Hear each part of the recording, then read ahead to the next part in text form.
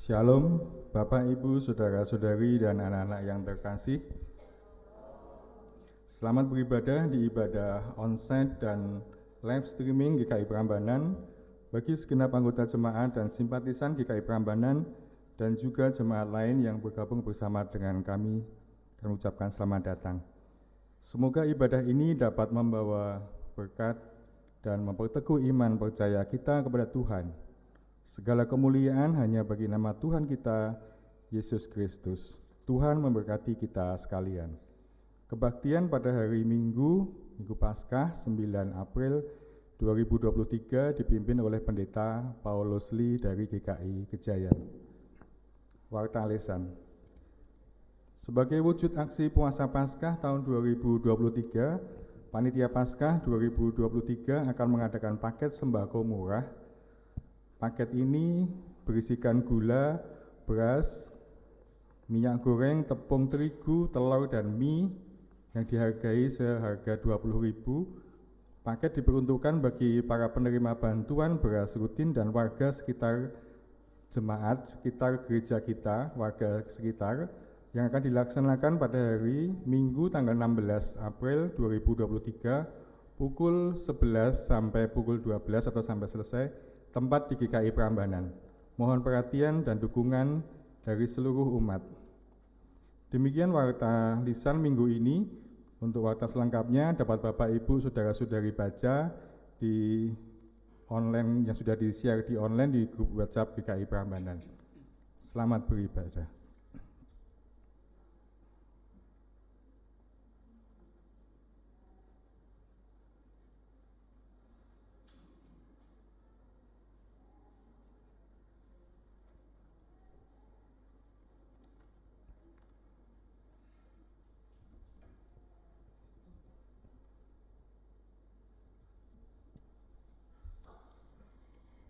Di pagi itu, Maria Magdalena dan beberapa perempuan bergegas menuju kubur hendak menjenguk dan merempah-rempahi jenazah Yesus.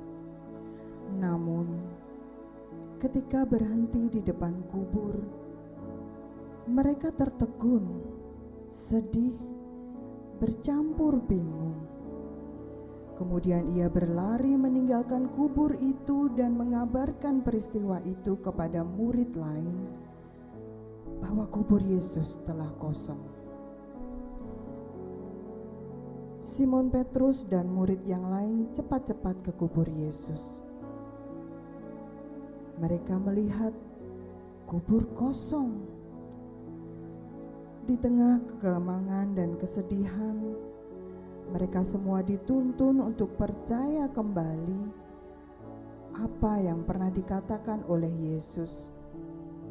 Namun, tatkala murid-murid pergi, Maria masih termangu di depan kubur sambil menangis.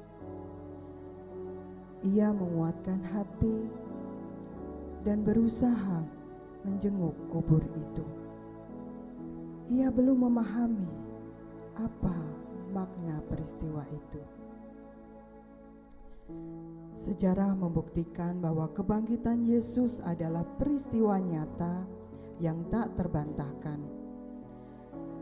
Ketika akhirnya Maria berseru, "Aku telah melihat Tuhan," ia mengalami perubahan hidup. Yesus benar-benar bangkit. Marilah jemaat kita bersama-sama memujikan sebab Dia hidup.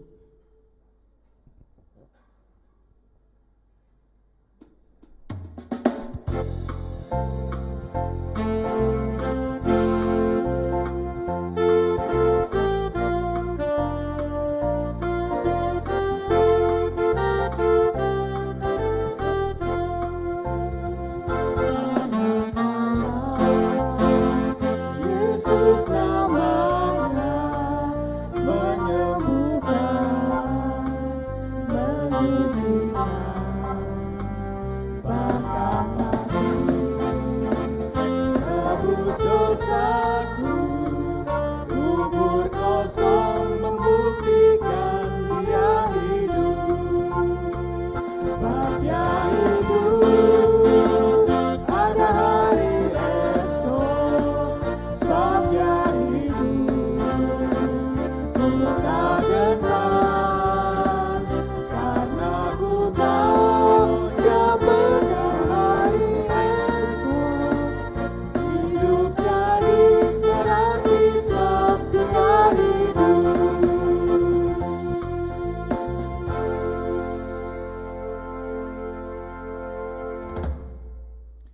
Kegelapan identik dengan ketiadaan. Kematian identik dengan tanda akhir kehidupan. Namun tatkala Yesus bangkit, yang tiada menjadi ada pengharapan baru, ada pemahaman baru, ada semangat baru untuk merayakan keselamatan yang diberikan Tuhan. Jemaat yang terkasih, mari bersama kita rayakan kebangkitan Yesus Kristus Tuhan kita. Sambil berdiri, mari kita akan memujikan pujian KJ 188, bait 1 sampai ke 3.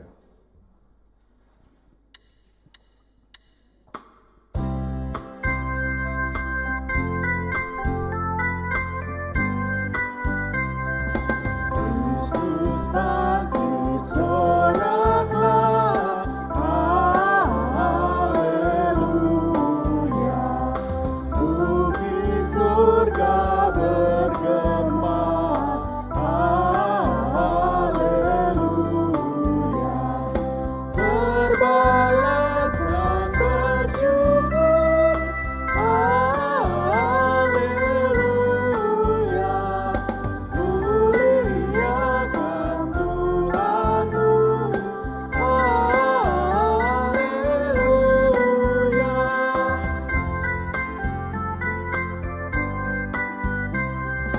Karya kasih-Nya genap, haleluya. Kemenangannya tetap, haleluya. Surya selamat jadi terang, haleluya. Takkan lagi terbenam, haleluya.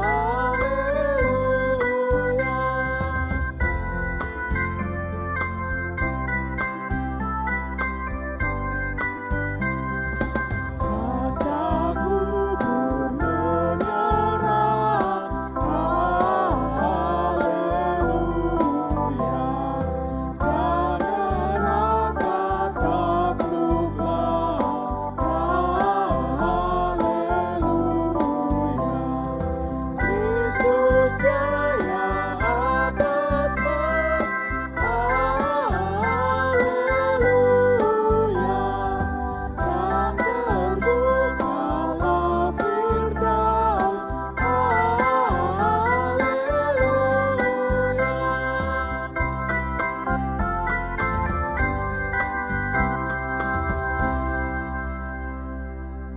Yesus telah bangkit dari kematian. Kuasanya menang atas kuasa maut. Ia memberikan kuasa kepada kita agar mampu hidup dalam kebenaran dan hidup dalam kehendak-Nya untuk sesama. Yesus bangkit, Yesus hidup menyelamatkan kita. Kiranya kuasa dan anugerah dari Allah Bapa, Putra, dan Roh Kudus menaungi hidup saudara kini dan selamanya. Kepada saudara juga.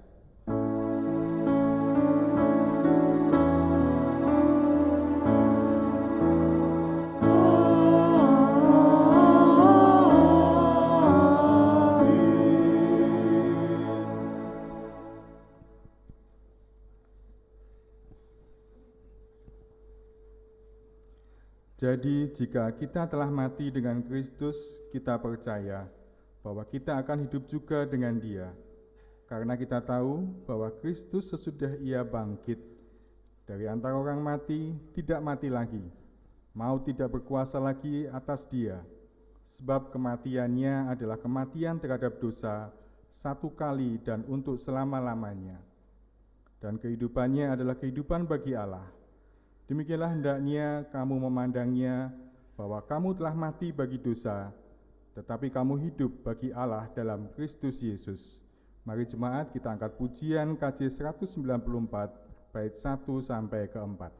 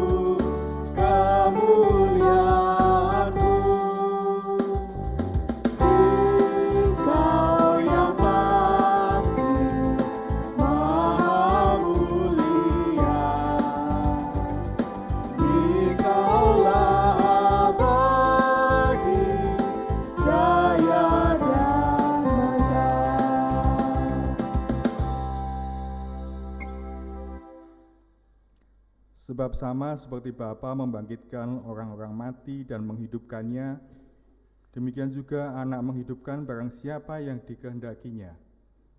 Bapa tidak menghakimi siapapun, melainkan telah menyerahkan penghakiman itu seluruhnya kepada Anak, supaya semua orang yang menghormati Anak sama seperti mereka menghormati Bapa.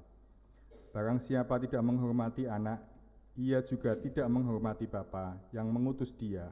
Yohanes 5 ayat 21-23. Saudara yang terkasih, kita seharusnya menerima kematian kekal oleh karena dosa dan pelanggaran kita. Namun oleh karena kematian dan kebangkitan Kristus, kita telah menerima hidup. Hubungan kita yang rusak oleh dosa dipulihkan oleh kematian dan kebangkitannya. Manusia yang dipanggil menyatakan kasih satu dengan yang lainnya. Maka, jikalau kita belum mampu mengasihi Tuhan dan sesama, kita belum mampu mengasihi sesama kita. Mari kita melakukan pengakuan dosa, kita hening secara pribadi, jemaat dipersilakan untuk berdoa secara pribadi.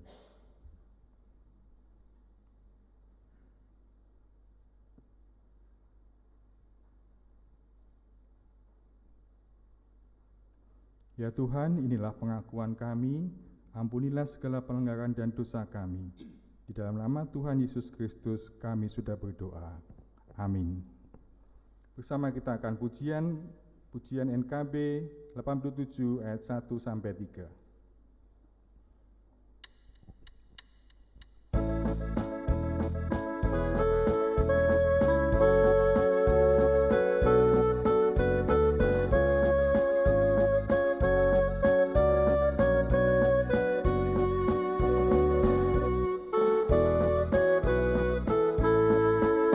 Junjungan yang ku pilih, Yesus ku penebus,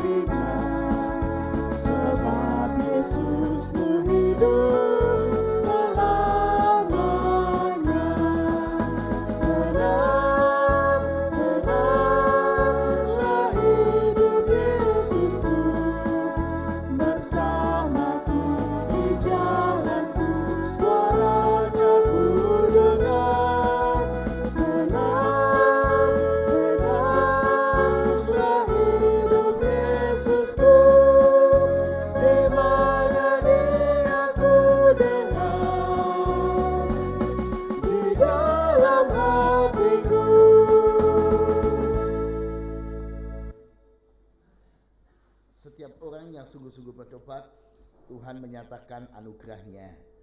Jika demikian, apakah dasarnya untuk bermegah? Tidak ada. Berdasarkan apa? Berdasarkan perbuatan? Tidak. Melainkan berdasarkan iman.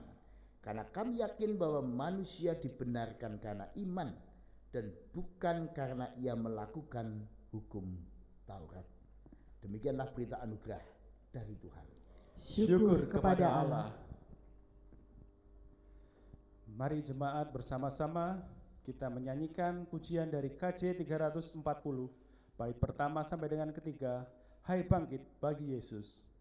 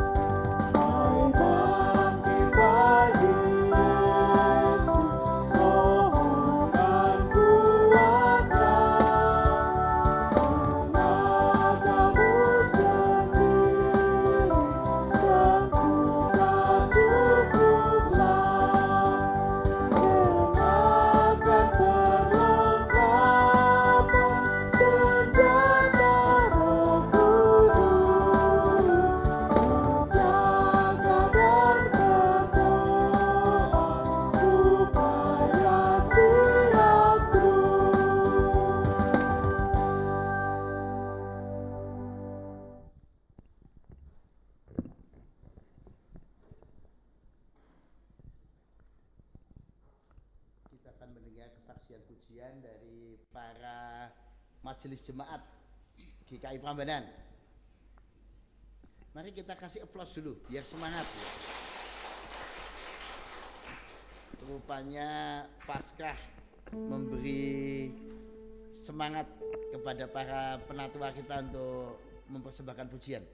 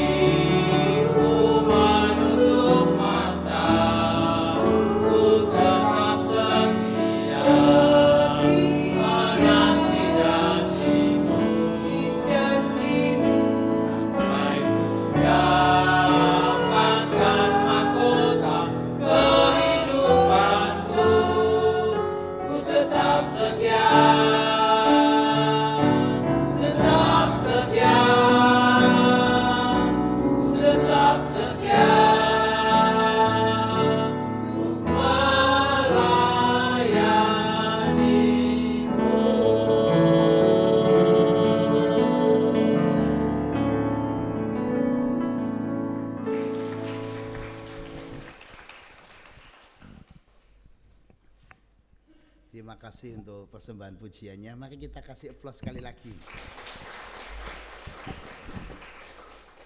Tapi para penatua yang menyanyikan pujian ini sadar nggak teks yang dia nyanyikan? Setia sampai akhir. Jadi nanti kalau diminta jadi penatua lagi jangan nolak loh ya.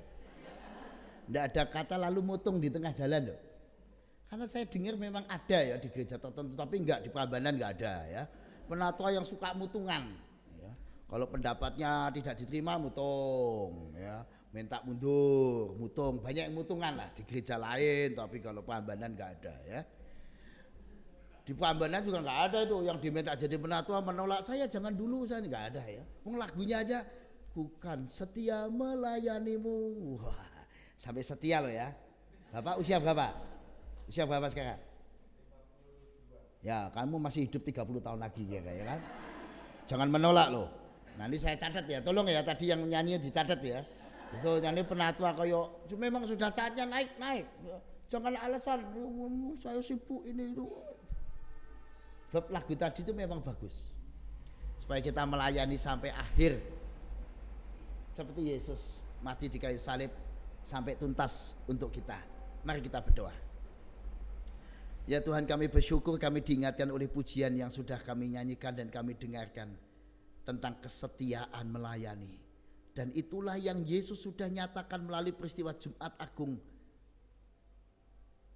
Yesus setia menanggung penderitaan bahkan maut sampai akhir, sampai mati. Dan hari ini kami merayakan kebangkitan Kristus yang sudah mengalahkan maut dan menang atas segala sesuatu, menuntaskan misi penyelamatan. Karena itu kami menyebutnya Paskah. Karena itu Tuhan, dalam sukacita Paskah inilah kami hendak membaca dan merenungkan firman-Mu. Berbicaralah ya Tuhan, hamba-hamba-Mu semua mendengarkannya. Secara khusus hamba yang jadi saluran firman, tolonglah ya Tuhan, supaya yang lemah dan terbatas ini tidak menghambat pekerjaan-pekerjaan-Mu. Dalam nama Yesus kami berdoa dan memohon. Amin.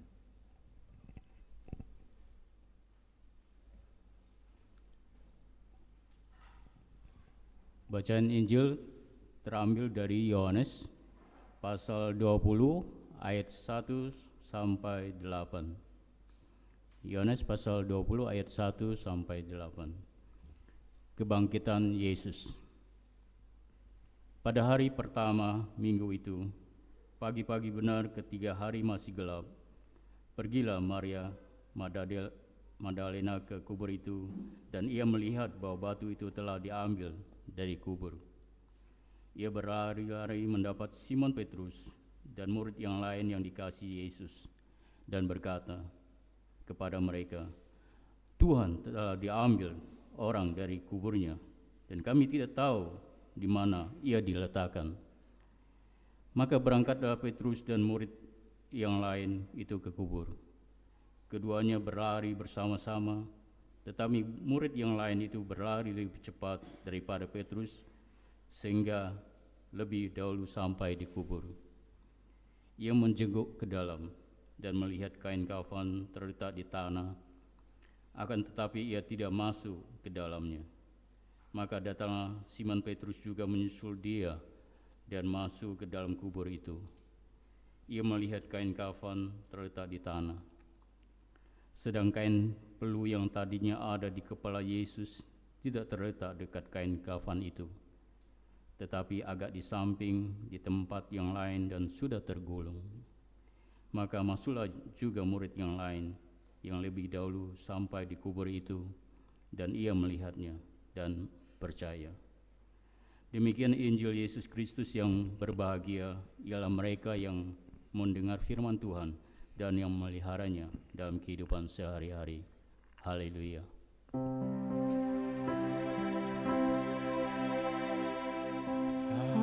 Haleluya. Haleluya. Haleluya.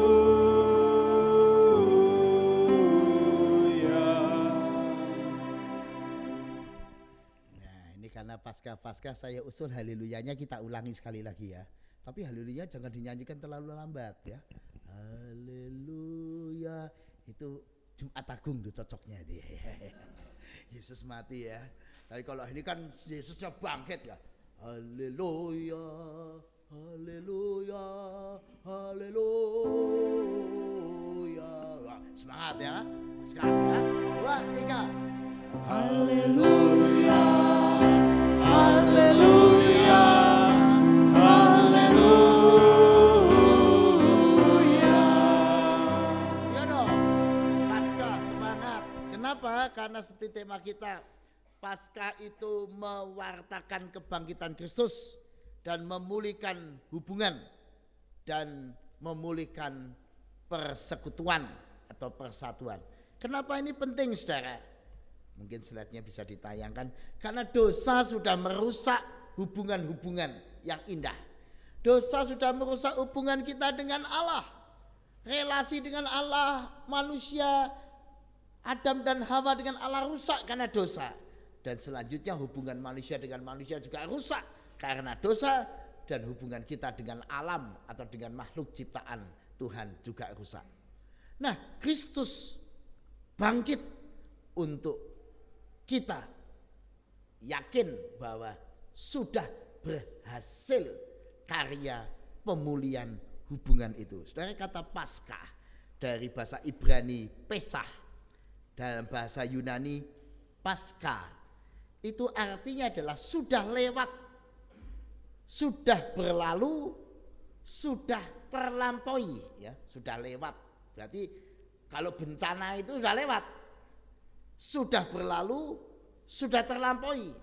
Ibarat orang kalau menyeberangi lautan atau sungai yang deras airnya, sudah lewat. Jadi fase kritis sudah lewat. Kalau kita pergi ke rumah sakit menengok saudara kita yang kritis, kita tanya, "Dok, bagaimana pasiennya, Dok? Apakah masih kritis?" Dokternya bilang, "Puji Tuhan, sudah lewat, sudah melampaui, sudah melalui fase kritis." Wah, kita lega. Udah lewat, titik kritisnya udah lewat. Sekarang tinggal pemulihan. Kira-kira begitu Paskah artinya. Jadi artinya Paskah Yesus mau menyatakan dengan kebangkitan Kristus, dengan kuasa kebangkitan itu, misi penyelamatan sudah berhasil. Maut sudah lewat. Dosa manusia yang ditebus Kristus itu sudah lewat. Artinya kita pun melewati semuanya itu bersama dengan Kristus. Artinya kalau demikian berarti krisis hubungan dengan Allah itu sudah lewat. Sekarang saatnya memulihkan hubungan yang rusak itu, karena Allah berkenan pemulihan hubungan dengan kita. Sekarang saatnya memulihkan hubungan kita dengan sesama kita, dengan orang lain, dengan alam, dengan makhluk ciptaan, karena segala krisisnya sudah lewat. Tapi mengapa kita hari ini kok merasa masih ada di tengah krisis ya? Banyak orang Yesusnya sudah mengalahkan maut, sudah Paskah, tapi hidupnya nggak semangat ya. Ibadah nggak semangat, menghadapi persoalan dengan hati yang kecil. Kenapa? Karena kita seperti Maria Magdalena di dalam teks kita ini. Yesusnya sudah bangkit tapi pola pikirnya masih salah. Coba kita lihat teks selanjutnya. Yesus sudah bangkit sebenarnya, tapi kita merasa belum. Ya, kitanya yang merasa belum. Loh, kok bisa? Ya buktinya kita masih terpuruk, masih terikat dengan kubur. Padahal kuburnya sudah kosong, tapi kita masih terikat di kubur kosong. Dan yang menarik adalah kehilangan Tuhan ya. Di ayat yang kedua, coba Bapak Ibu perhatikan ayat yang kedua. Ini lucu sekali kata-kata Maria Magdalena kepada Simon Petrus dan murid yang lain. Katanya kepada mereka, Tuhan telah diambil orang dari kuburnya dan kami tidak tahu di mana ia diletakkan. Saudara, perhatikan nih. Tuhan telah diambil orang. Ini kan lucu loh. Anda Tuhanmu diambil orang apa? Masih ada? Ada. Anda percaya Yesus? Apa Yesusnya diambil orang? masih ada di hatimu. Jangan-jangan seseorang mengambil Yesusmu dari hatimu. Enggak ya? Anda sudah bekerja? Sudah menikah? Kalau ada orang menawarkan bisnis ilegal, untungnya 10 miliar sebulan. Wih, 10 miliar sebulan. Nah, saya yakin Anda belum sampai ke sana ya. 10 miliar sebulan, bayangin. Tapi engkau harus melakukan liku-liku, tipu-tipu. Kira-kira bagaimana? Masa ya. Jangan karena di sini bilang enggak ya. 10 miliar sebulan itu setahun 120 miliar tuh. Kamu bisa beli rumah paling mewah di Prambanan ini. Kamu bisa buat mall di sini. Bisa buat perumahan isinya 100 rumah semua. Lu enak dong. Bisa punya istri kedua. Iya dong. 100 miliar satu istri, cuma 2 miliar aja cukup. Gimana? Enggak ya, berarti Yesusnya masih ada ya. Artinya masih memegang Yesus. Enggak Tuhan, mau diiming-imingi apa saya udah enggak. Tapi banyak orang Yesusnya diambil orang. Ketika dia bisnis, kehilangan Yesus karena bisnisnya. Ketika dia sakit, kehilangan Yesus karena penyakitnya. Banyak orang Yesusnya diambil orang. Oh, berapa banyak anak-anak muda kita meninggalkan Tuhan Yesus. Banyak sekali. Kita seringkali mendengar di media sosial, oh ini itu artis itu, tokoh ini tokoh itu sekarang pindah keyakinan. Waduh, Yesusnya diambil orang. Saya nggak tahu Yesus Anda masih ada dalam hidupmu, Anda yakini atau diambil orang. Yang kedua yang lucu dari teks ini, diambil orang dari kuburnya. Waduh, ini menarik sekali ya. Yesusnya masih diambil orang dan Yesusnya itu di kuburnya. Seolah-olah Yesus itu tidak berdaya melawan kubur. Ya Yesus tuh harusnya dikubur, Pak. Ya harusnya masih di situ. Dipikir Maria Magdalena, pikir Simon Petrus, pikir temannya. Yesus harusnya di kuburan. Nah kok nggak ada? Dicuri orang. Ini logika ini aneh sekali. Yesus mestinya apa di kuburan? Ya enggak. Kalau mereka mengerti persis apa yang Yesus beritakan selama ini pada mereka, pada hari yang ketika aku akan bangkit, mereka tidak akan ngomong begitu. Mereka akan ngomong mungkin benar seperti yang Yesus katakan, dia memang tidak bisa lagi di kuburnya karena kubur tidak berdaya terhadap kuasa kebangkitan. Kan harusnya begitu. Kali ini saja Tuhanku diambil orang di kuburnya, dari kubur. Artinya Yesusnya seolah-olah pantasnya masih ada di kubur. Dan yang berikutnya, dan kami tidak tahu di mana ia diletakkan. Di mana dia diletakkan? Nah Tuhan kok diletakkan? Tuhan saudara diletakkan mana? Ayo, Tuhannya diletakkan mana? Di kantong? Di saku? Kalau Tuhan diletakkan artinya Tuhannya itu gak berdaya. Seperti kacamata saya ini saya letakkan ya. Kalau saya butuh saya pakai ya kan. Kalau enggak saya butuh ya saya letakkan. Tergantung saya mau letakkan di mana sesuka saya dong. Kalau saya mau pakai ya saya pakai. Kalau saya butuh saya pakai. Nah Tuhan kok seperti kacamata ya. Kalau diletakkan, kalau butuh dipanggil, Tuhan saya butuh loh Tuhan. Saya sedang sakit. Tolong. Kalau enggak butuh ya diletakkan. Nah Tuhan kok kayak barang. Nah saudara, cara berpikir yang seperti inilah yang membuat Yesusnya yang sudah bangkit dalam dirinya tidak terasa bangkit. Dalam dirinya tidak terasa Yesus punya kuasa dan daya yang dahsyat. Nah orang yang demikian ya tidak mengalami pemulihan hubungan, tidak mengalami hidup yang baru.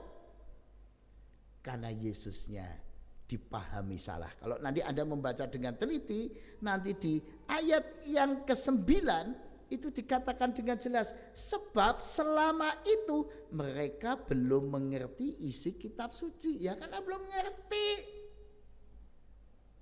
Belum mengerti maka pola pikir pendapatnya tentang Yesus salah. Saya tidak tahu saudara ketika menghayati Paskah ini bagaimana perasaan saudara. kita sedang menghayati Yesus yang dahsyat, yang mengalahkan kubur, yang gak bisa dihentikan oleh kematian. Gak ada yang bisa menguasai dia, karena dia Tuhan atas hidup dan mati. Tuhan yang mengalahkan maut. Jadi pertanyaannya, lalu bagaimana? Ayo kita lihat slide selanjutnya. Yesus mengalahkan kubur, Yesus mengalahkan Golgota, Yesus mengalahkan salib. Lihat slide berikutnya. Yesus mengalahkan Golgota. Golgota itu kan tempat tengkorak yang paling mengerikan. Dikalahkan Yesus. Sehingga Golgota tidak lagi mengerikan. Salib itu kan hukuman yang paling mengerikan. Yesus sudah mengalahkannya. Dan salib tidak lagi mengerikan. Sehingga kita kemana-mana suka pakai kalung salib, anting-anting salib. Salib enggak lagi mengerikan. Kubur enggak lagi menakutkan. Kenapa? Kubur dikalahkan Yesus. Kematian yang ditakuti banyak orang di muka bumi ini. Mau raja, mau presiden, mau siapapun orang di muka bumi ini pasti takut kematian. Kenapa? Kematian gak bisa dihindari. Tapi Yesus mengalahkan kematian. Jadi Yesus sudah mengalahkan semua yang paling mengerikan. Hukuman paling mengerikan, salib itu, tempat paling mengerikan, Golgota itu, kuburan yang paling mengerikan, semua yang paling mengerikan. Semuanya lewat. Paskah sudah dilewatkan. Dan kita ini sudah dilewatkan dari semua itu. Nah kalau itu yang terjadi saudara, karena kasih Kristus sudah mengubah semua yang mengerikan itu. Ayo mari kita juga jangan masih tinggal di cara hidup yang mengerikan. Pola pikir yang mengerikan. Hati yang mengerikan. Loh Pak, masa ada? Ada. Banyak orang itu Yesusnya sudah bangkit tapi pola pikirnya masih mengerikan. Pikirannya masih materialistis. Mikirin duit, kalau nggak ada duit stres. Jadi yang membuat dia bahagia bukan Yesus, tapi duit. Yang mau dia bahagia bukan pasangan yang dia cintai, tetapi uang dan seterusnya. Kadang-kadang uang itu bisa membuat sesuatu yang dahsyat, menggoncangkan iman.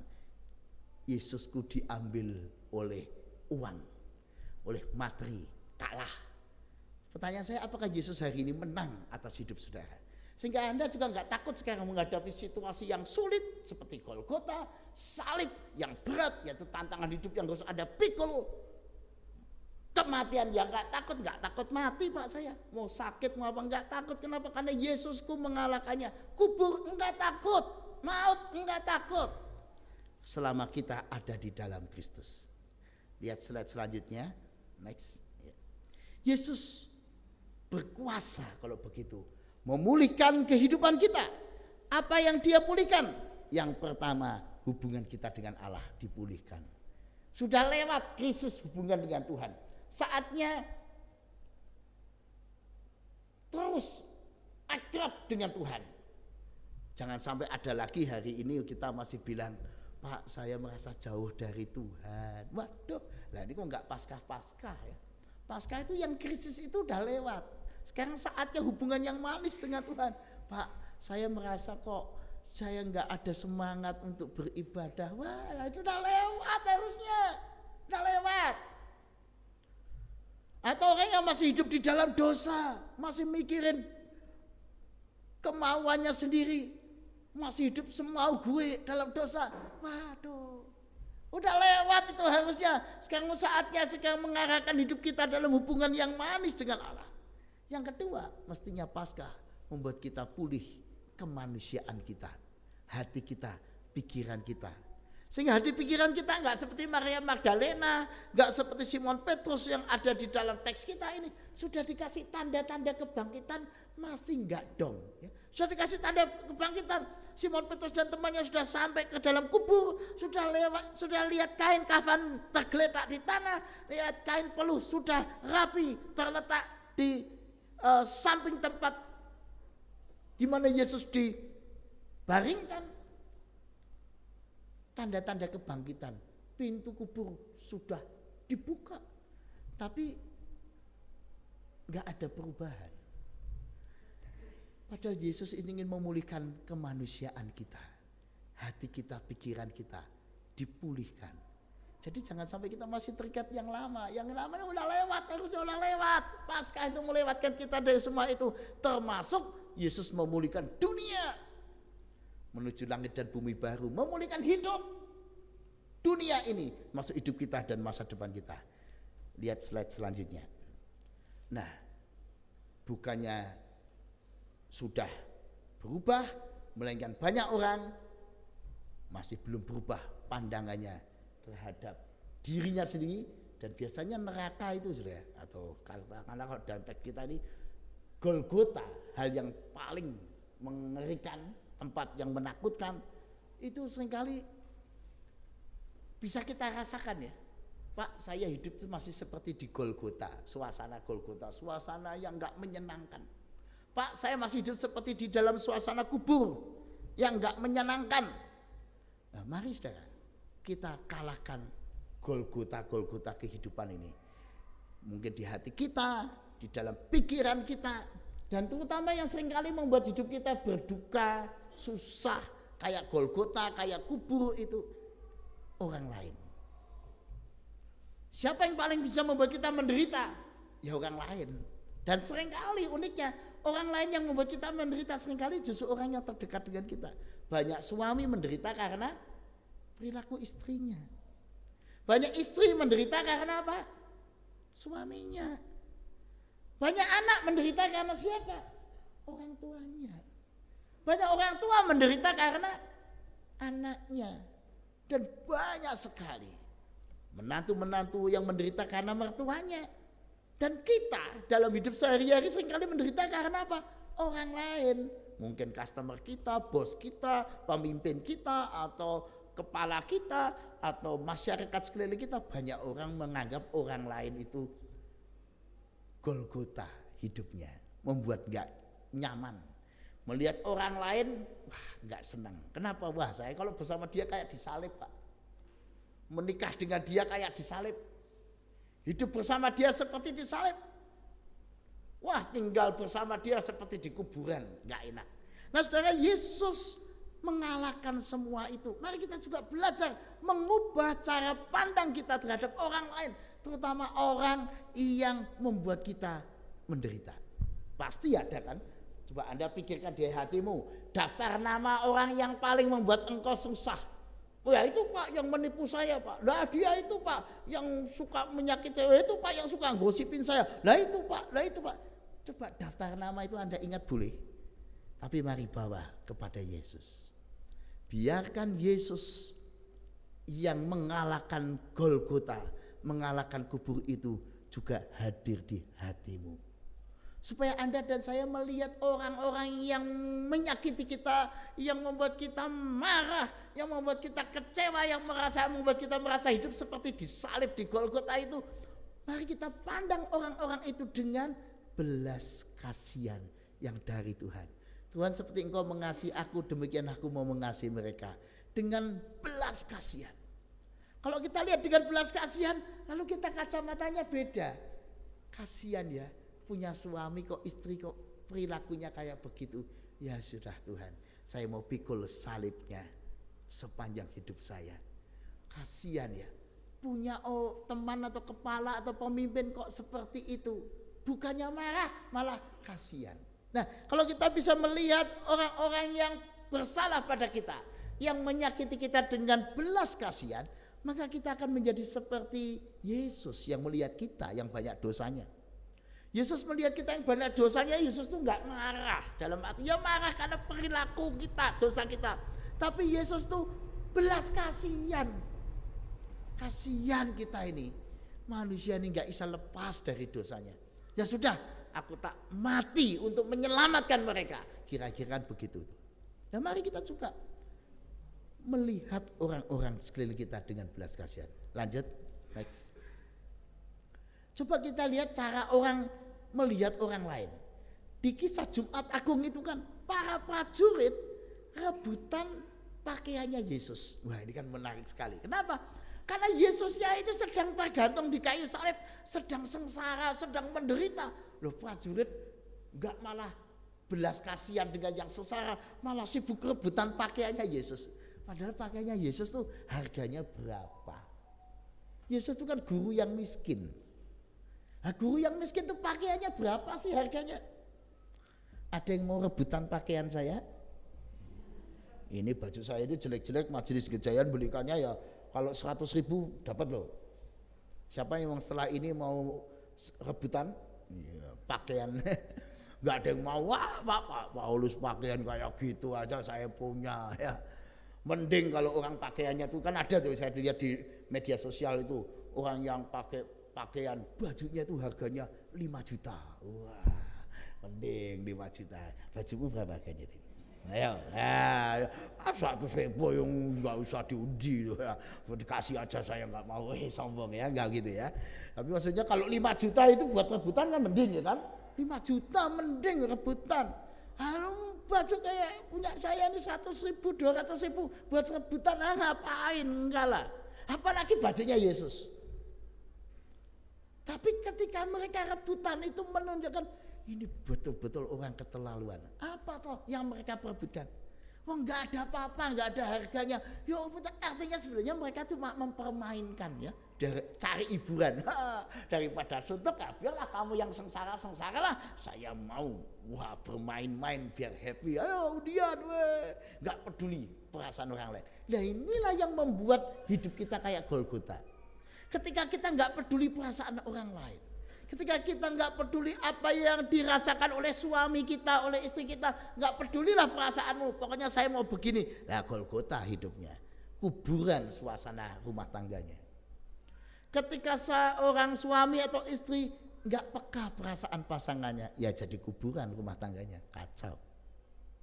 Ketika seorang anak nggak peduli perasaan orang tua atau sebaliknya, ya sudah rumah tangganya jadi kayak Golgota. Jadi kayak orang tersalib, seperti kuburan yang gak menyenangkan. Kalau kita mau, kita bisa mengubah perasaan kita. Ayo saudara. Jangan sampai kita gak peduli perasaan orang lain, apalagi yang menderita, yang susah, yang sedang mengalami banyak goncangan. Mari kita belajar peduli. Kayak Yesus mati di kayu salib untuk apa? Menyatakan kepeduliannya, cintanya kepada kita.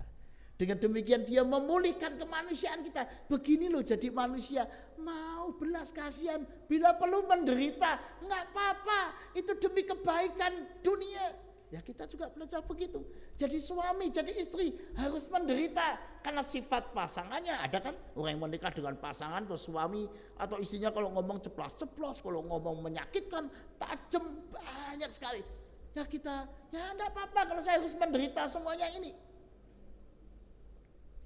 Kalau Anda rela menderita seperti Yesus, ya Anda akan betul-betul jadi manusia beneran. Manusia yang bahagia sekalipun harus menderita. Next, lihat slide selanjutnya. Jadi sudah dikasih Tuhan, mari kita mengasihi di Golgota. Yesus mengasihinya di Golgota, di tempat mengerikan itu. Mungkin rumah tangga saudara, mungkin tempat tinggal Anda, mungkin pekerjaan Anda, mungkin keseharian Anda terasa seperti tempat yang mengerikan kayak Golgota, dan Anda mungkin merasa seperti tersalib dalam hidup ini. Pak, saya ini menyesal kok menikah. Nah, habis saya menikah hidup saya cuma sengsara. Nah, cuma seperti ini. Nah, tahu begini saya enggak menikah. Ada mungkin orang merasa demikian. Tapi mari saudara, di tempat itulah kita mengasihi. Di Golgota hidup kita, kasih kita curahkan seperti Yesus mencurahkan kasihnya di Golgota. Dengan demikian dia membawa Paskah, melewatkan kita semua dari semuanya itu. Kengerian kubur lewat, kengerian kematian lewat, kengerian Golgota lewat, salib lewat. Tuhan mengajak kita, ayo bersama saya melewati semua itu. Bukan berarti kita meninggalkan persoalan, sebaliknya hadapi persoalan dalam dan bersama Tuhan. Lanjut, next. Jadi Paskah betul-betul terjadi ketika kita berani berkata, Tuhan, mulai hari ini saya mau melewati semua krisis dalam hidup saya. Kebencian saya pada seseorang yang sampai hari ini gak bisa saya maafkan, lewat. Saya mau punya sikap yang baru. Saya ketidaksukaan saya pada orang-orang yang selama ini membuat saya seperti hidup tersalib, lewat. Saya akan membangun relasi yang baru. Enggak setengah-setengah, tapi tuntas menyelesaikan misi Allah dalam hidup kita, memulihkan hubungan kita dengan Tuhan. Lanjut. Jadi kita para pengikut Kristus diajak untuk berani mengubah situasi-situasi kubur bersama Yesus, menjadikan Golgota itu sesuatu yang enggak menakutkan. Sehingga kita berani berkata pada anak-anak kita, cucu-cucu kita, nak, berumah tangga itu menyenangkan loh nak, bahagia. Mungkin anak kita akan protes. Papa mama ngomong berumah tangga bahagia, menyenangkan. Lah buktinya itu, om itu masalah rumah tangganya. Lah buktinya tetangga kita. Lah buktinya ini, buktinya ini. Dan mungkin anak kita akan mengatakan, lah buktinya papa mama sendiri. Tapi mari bersama Yesus mengubah semua hal yang negatif itu menjadi positif. Nah, itulah kekuatan seorang pengikut Yesus. Beranikah Anda mengatakannya? Saya mau ikut Yesus, saya mau ikut Yesus sampai selama-lamanya. Meskipun, nah itu intinya, berani susah ikut Yesus atau cuma mau nyari senang? Jadi majelis jemaat ingin senang atau ingin susah?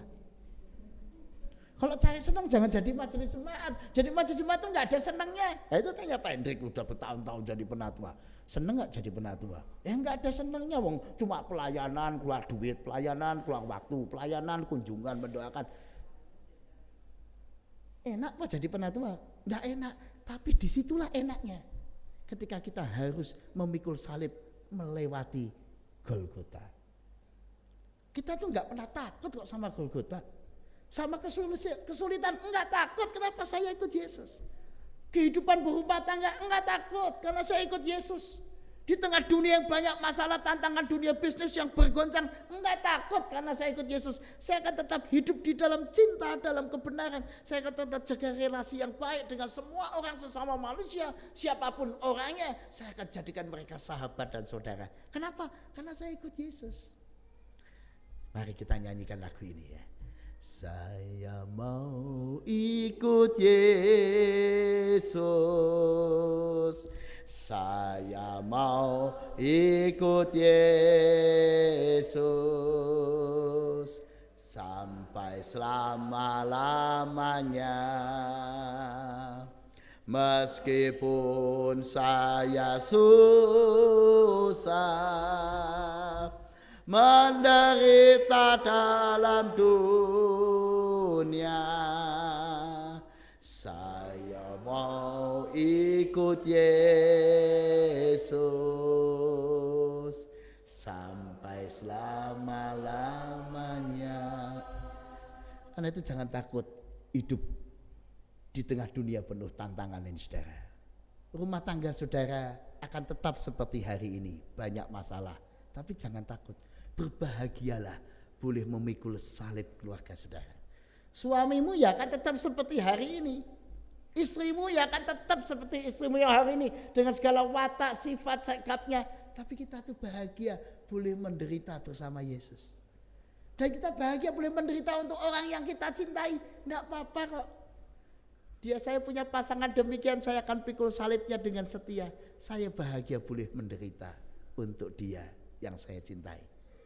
Anak-anak kita ya akan tetap jadi anak-anak yang terus, maaf ini, mungkin membuat beban atau membebani hidup kita. Enggak apa-apa, saya bahagia, enggak takut. Indonesia juga akan terus menjadi panggilan kita untuk melayani orang-orang di sekeliling kita. Ya kita enggak kesel sama Indonesia, kita justru bangga jadi anak-anak Indonesia, warga Indonesia bisa melayani masyarakat sekeliling kita bersama orang-orang lain. Kita bahagia bisa menjadi orang yang menjadi berkat bagi mereka yang menderita. Kenapa? Ketika saya melakukan sesuatu, saya bahagia. Ada satu kisah menarik dalam slide berikut ini. Snowden, dia menulis buku judulnya If I Open My Door. Bukunya menarik, saudara. If I Open My Door, ketika aku membuka pintu hatiku, kira-kira begitu. Dan di dalam buku itu dikisahkan ada seorang pelukis melukis gereja. Dalam melukis di gereja, pelukis itu melukis Yesus dengan anak-anak. Tapi karena dia orang Eropa, dia melukisnya anak-anaknya anak-anak Eropa ya. Kulitnya putih, rambutnya pirang, mungkin semacam itu anak-anak Eropa. Yang menurut dia ini cantik-cantik, tampan-tampan di sekitar Yesus. Wah, dia bangga sekali sebagai pelukis di gereja. Malamnya dia tidur. Dalam mimpinya dia kaget. Ada seseorang mengambil kuas itu untuk melukis. Orang itu mengganti lukisannya. Anak-anak itu diwarnain. Wah, dia marah. Dalam mimpinya itu dia berteriak pada orang yang merusak lukisannya. Hei, kamu merusak lukisanku, kamu merusak lukisanku. Orang itu menoleh dan bilang, kamu yang merusak lukisanku. Kaget dia. Loh, saya yang lukis kok, kamu yang merusak lukisanku. Orang itu ngeyel lagi. Tidak, kamu yang merusak lukisan saya. Lalu orang itu melukis wajahnya yang kulit putih itu diganti, ada yang kulit putih, ada yang kulit hitam, ada yang rambut pirang, ada yang rambut hitam, ada yang rambut iko, segala bangsa. Kamu yang merusak lukisanku. Dia kaget, wah ini Yesus ini mengingatkan dia bahwa Yesus tidak cuma mencintai orang kulit putih Eropa. Yesus mencintai segala anak, segala bangsa. Dia bangun dari tidurnya, wah dia itu ternyata salah ya. Melukis dengan cara pandang yang salah. Wah, Yesus itu ingin mencintai segala bangsa, dia gambarnya cuma untuk anak Eropa. Wah, dia ambil kuasnya, dia ganti lukisannya. Itu bisa terjadi ketika dia membuka pintu hatinya. If I open my door. Ketika kita membuka pintu hati kita, Tuhan akan leluasa mengarahkan kita. Ini loh cara pandangmu salah, yang benar begini. Jangan begitu, yang benar begini. Jangan begitu, aku mau ya begini. Yesus akan mengarahkan kita pada kehidupan yang lebih baik, cara pandang yang lebih indah, kebenaran yang lebih nyata, cinta yang lebih nyata dan konkret. Tapi Yesus selama ini nggak bisa berbuat apa-apa. Kenapa? Karena kita tutup pintu hati kita. Tuhan, aku kesal kok sama dia. Tuhan, aku marah sama dia.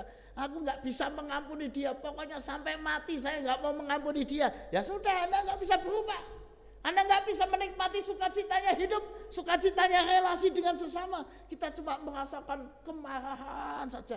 Ya hidup kayak di kuburan. Hidup kayak di Golgota, kayak tersalib. Wah, saya menderita Pak, saya ditipu orang itu Pak. Wah, saya menderita Pak, saya menikah dengan orang itu. Wah, saya menderita Pak, jadi hidup kita jadi sumpah. If I open my door, buka hati kita. Tuhan, buka pintu kita. Tuhan, masuklah dalam hatiku. Tuhan boleh mengubah apa saja yang salah, yang gak benar, yang gak beres dosa saya. Cara pikir saya, pola ajaran yang dalam hati saya ubah. Termasuk kebencian saya ubah Tuhan. Biarlah itu menjadi Paskah lewat kebencian, kemarahan, emosional, kecewa. Biarlah itu lewat dan menuju kehidupan yang baru, relasi yang baik. Nanti Anda akan melihat pasanganmu, orang lain, siapapun yang mengecewakan engkau dengan cara pandang yang baru, dengan Paskah. Beranikah Anda? Dan kiranya perjamuan kudus nanti yang kita akan rayakan, yang kita makan roti dan anggur, memperkuat tekad dan komitmen kita. Tuhan, masuklah dalam hatiku. Aku mau terpecah dan tercurah seperti Tuhan, supaya cintaku kepada Tuhan dan kepada sesama itu makin nyata. Amin. Mari kita berdoa. Saat doa pribadi. Saat doa pribadi. Paskah mengajak kita melewati, melalui hal-hal yang buruk yang menjadi masa kini dan masa lalu kita. Maukah kita menuju hidup yang baru bersama Tuhan, dalam relasi yang baik dengan Tuhan, dengan sesama, dan dengan alam ciptaan segala makhluk. Berdoalah.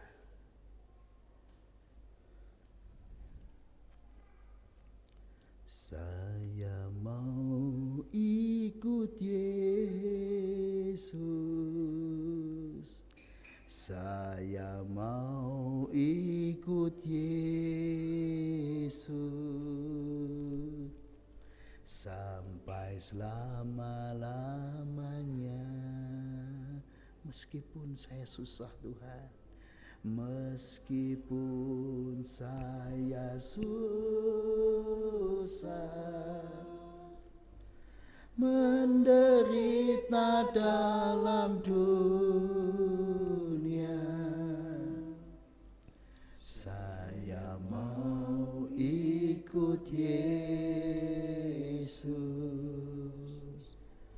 sampai selama-lamanya.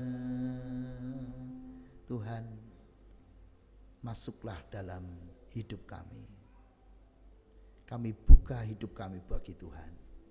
Berkuasalah dalam hidup kami. Kami tidak mau kehilangan Tuhan. Pimpinlah kami supaya kami mengalami kehidupan yang baru. Supaya keluarga kami dibaharui, hubungan suami istri diperbarui, hubungan kami dengan orang lain dibaharui, dan nama Tuhan dipermuliakan. Amin.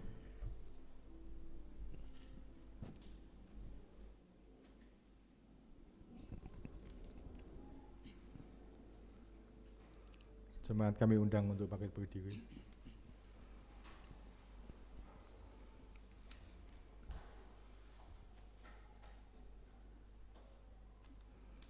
Dengan sikap berdiri, marilah kita mengikrarkan pengakuan iman kita dengan menyanyikan dari pujian KJ 280 bait 1 sampai 3, Aku Percaya.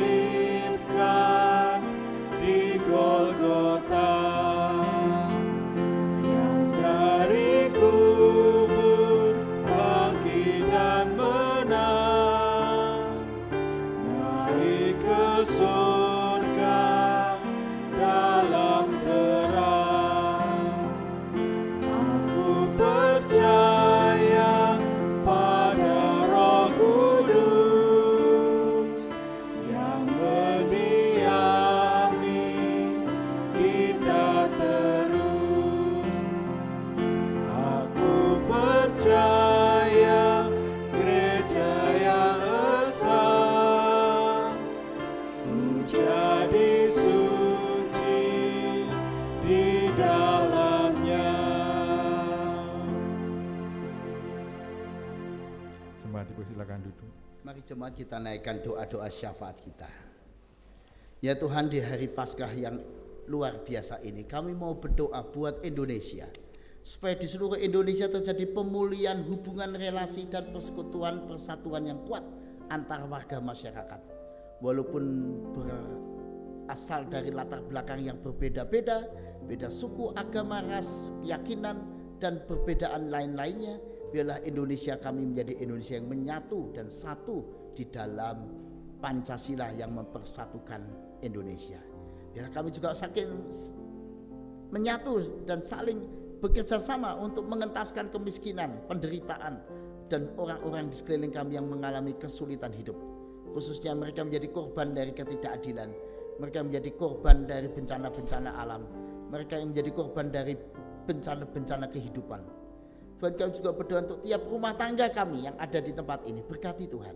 Yang sakit tolonglah ya Tuhan, lawatlah, jenguklah, berkatilah. Menaikkan pujian dari PKC 86 bait 1 dan 2.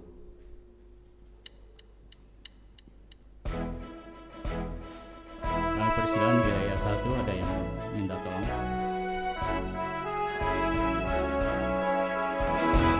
Yesus telah bangkit di dalam kemuliaannya. Haleluya, haleluya. Kita bersyukur menghayati kemenangannya. Haleluya, haleluya, haleluya, haleluya, haleluya, haleluya.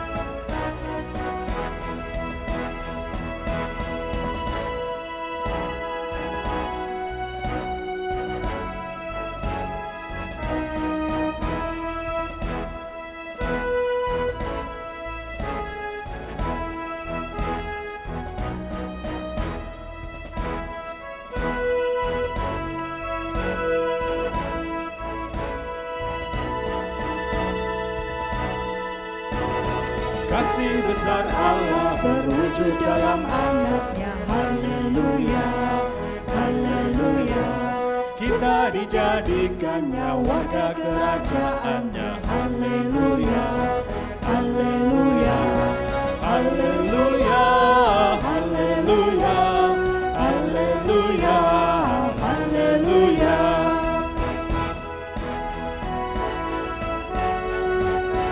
Jemaat diundang bangkit berdiri.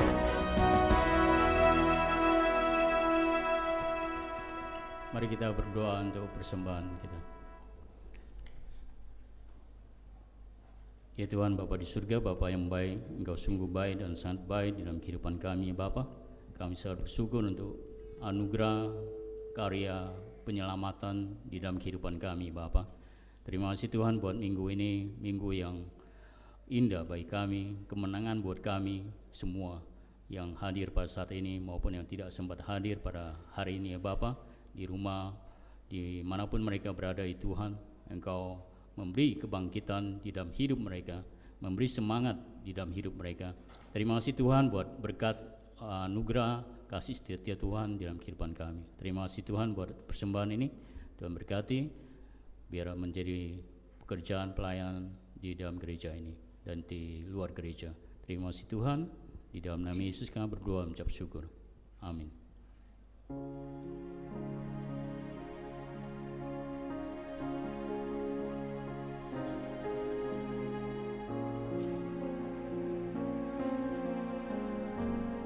Jemaat dipersilakan duduk. Saat jiwa dahaga dan lapar, Yesus telah bangkit dan karena kuasa kebangkitannya kita dikuatkan dan dimampukan memulihkan hubungan kita dengan sesama. Karena itu arahkan hatimu kepada Tuhan. kami mengarahkan hati kepada Tuhan. Jadilah saksi Kristus. Kami siap menjadi saksi Kristus, Terpujilah Tuhan. kini dan selamanya. Amin. Mari kita bangkit berdiri, memuji nama Tuhan. Terpuji Engkau Allah Maha Besar.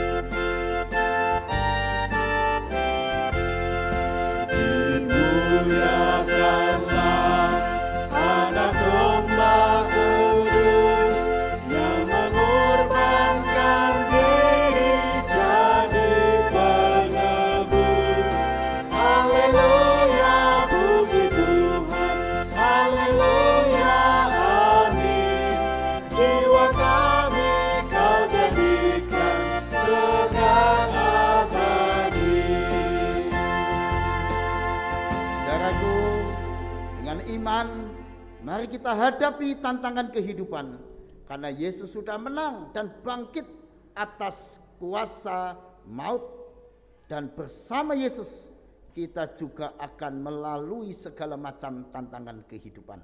Terimalah berkat Tuhan. Tuhan memberkati engkau dan melindungi engkau. Tuhan menyinari engkau dengan wajah-Nya dan memberi engkau kasih karunia. Tuhan menghadapkan wajah-Nya kepadamu dan memberi engkau damai sejahtera. Amin.